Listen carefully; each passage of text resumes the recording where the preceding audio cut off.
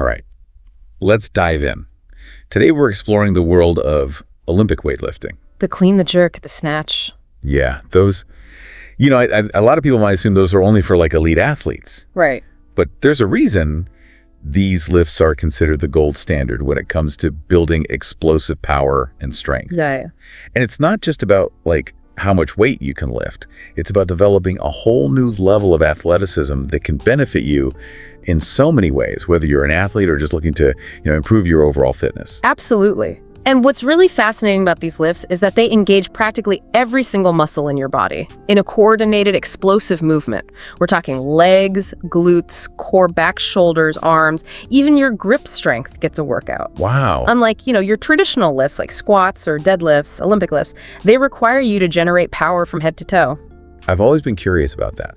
What makes that explosive power so different from, say, just doing regular squats with heavy weights? That's a great question. Think about it this way. A squat is like pushing a heavy object, while a clean or a snatch is like throwing it. Right. The focus is on speed and acceleration, which translates to real-world applications like jumping higher, sprinting faster, and even just moving with more agility in everyday life. Okay, so we're talking about like functional strength, not just bulking up. Exactly. Now, I've seen these lifts and they look incredibly complex. Where do we even begin to break them down? Let's start with the clean, maybe the most iconic of the Olympic lifts. Okay. Imagine this.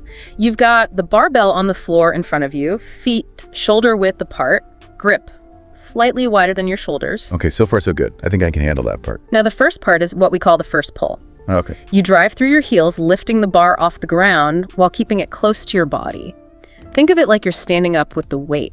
So it's not just about using my arms to like yank the bar up. Exactly. It's a full body movement. Your hips and shoulders should rise together, and you want to engage your back muscles or lats to keep the bar close.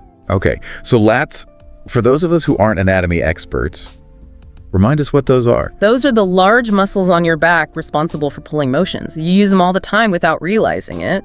But in Olympic lifting, they play a crucial role in controlling that bar path. Got it. Lats engaged bar, close to the body. What's next? As the bar passes your knees, you shift your weight slightly forward onto the balls of your feet. Okay. This might seem subtle, but it's crucial for setting up the next phase, the second pull, where the real explosiveness comes in. So we're gathering momentum, getting ready for the big move. This is where it gets exciting, right? Absolutely. The second pull is all about explosively extending your hips, knees, and ankles, driving that bar upwards. Whoa. At the same time, you shrug your shoulders and pull your elbows high, almost as if you're trying to touch your ears with the bar. Wow, that sounds like a lot to coordinate. It is, and that's why Olympic lifting is such a great way to develop coordination and body awareness. But here's the key. It's not about muscling the bar up. It's about using your entire body to generate momentum and then transferring that energy into the bar. Okay, so we've got this explosive upward movement. But how do we get under the bar before it comes crashing down on us? That's where the catch comes in. As the bar reaches its peak, you quickly drop into a front squat position, catching the bar across your shoulders with your elbows high. Okay.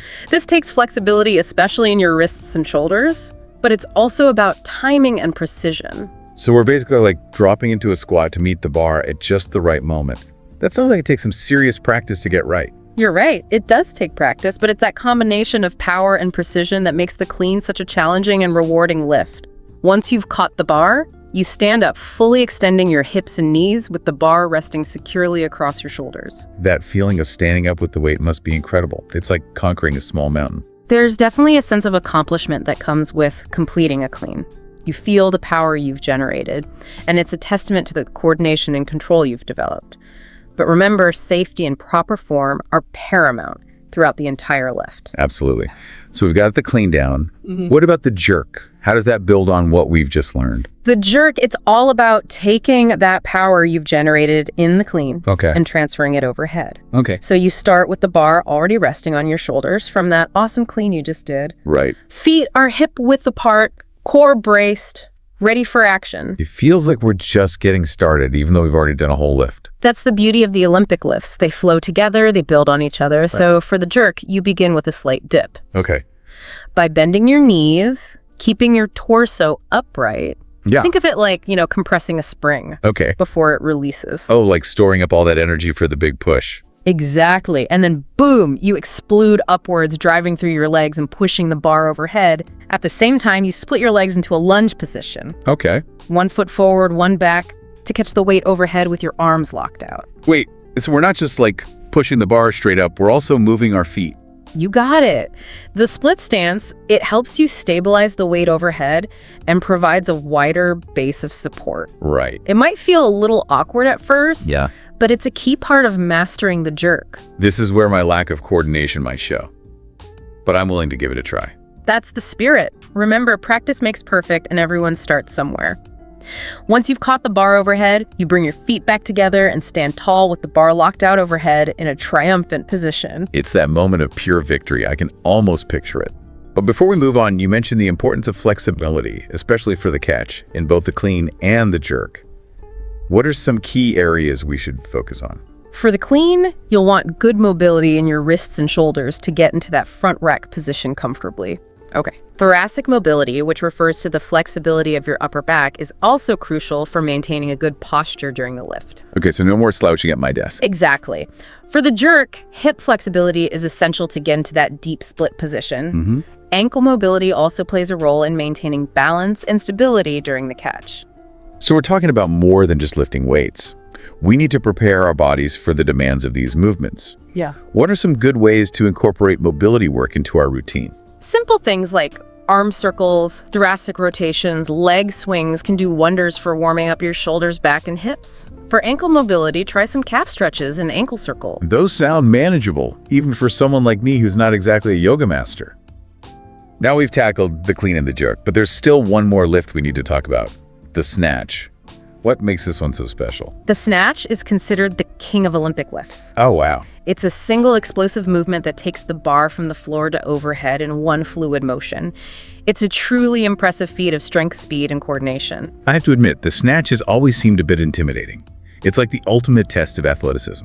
I get it. It's a complex lift, but like the clean and the jerk, it can be broken down into manageable steps. The starting position is similar to the clean, Okay. but with a wider grip on the bar, usually with your hands just outside your legs. Wider grip check. What's next? The first pull is very similar to the clean, Okay. focusing on driving through your heels and keeping the bar close to your body. As the bar passes your knees, you transition into the second pull, just like in the clean, by explosively extending your hips, knees, and ankles. So far it sounds familiar, but I know the catch is different. What's the secret to catching the bar overhead in the snatch? This is where the snatch gets really interesting. Instead of catching the bar on your shoulders, you're going to catch it overhead in a deep squat position. Oh, that sounds like a whole new level of flexibility and coordination. It definitely is. As the bar travels upwards, you pull yourself under the bar and drop into a squat, catching the bar overhead with your arms locked out. This requires incredible timing and flexibility, especially in your hips, shoulders, and ankles. I'm starting to see why the snatch is considered the king of lifts. But for someone who's just starting out, this sounds incredibly daunting. Are there any drills or progressions that can help us build up to the full movement? Absolutely. There are plenty of ways to break down the snatch and work on the individual components. One great drill is the overhead squat, which helps you develop the flexibility and strength needed to catch the bar in that deep squat position. So we're building the foundation for the catch. What about the explosive pull? For that, you can practice hang snatches or power snatches, which allow you to focus on the second pull without having to lift from the ground. These variations help you develop the explosiveness and coordination needed for the full snatch. It sounds like there's a whole world of drills and progressions that can help us build up to these lifts safely and effectively. You got it. It's all about breaking down the movements and mastering the fundamentals. And remember, even experienced lifters continue to use these drills to refine their technique and improve their performance. So it's really about building up to these complex movements step by step. It is. It's like learning any new skill. Yeah. You know? You wouldn't expect to pick up a guitar and play like a rock star on day one. Right.